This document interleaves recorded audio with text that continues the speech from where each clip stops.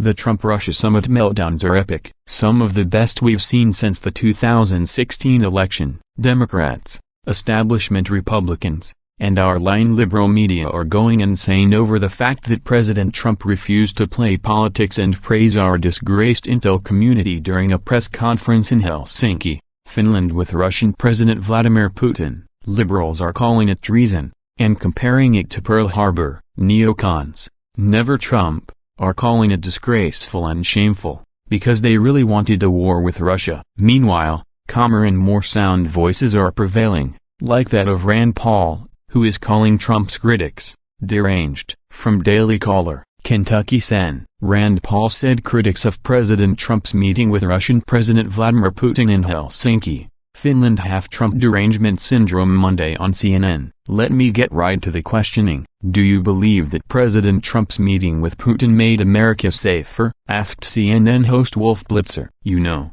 I think engagement with our adversaries, conversation with our adversaries is a good idea. Even in the height of the Cold War, maybe at the lowest ebb when we were in the midst of the Cuban Missile Crisis, I think it was a good thing that Kennedy had a direct line to Khrushchev. I think it was a good thing that we continued to have ambassadors to Russia even when we really objected greatly to what was going on, even during Stalin's regime. So I think that it is a good idea to have engagement, Paul said. And I think that what is lost in this is that I think there's a bit of Trump derangement syndrome. I think there are people that hate the president so much that this could have easily been President Obama early in the first administration setting the reset button and trying to have better relations with Russia, and I think it's lost on people that they are a nuclear power. Paul continued. The Kentucky senator added, they have influence in Syria, they're in close proximity to our troops in Syria, they are close to the peninsula of North Korea and may have some influence that could help us there. The other thing that's lost, and people forget this completely,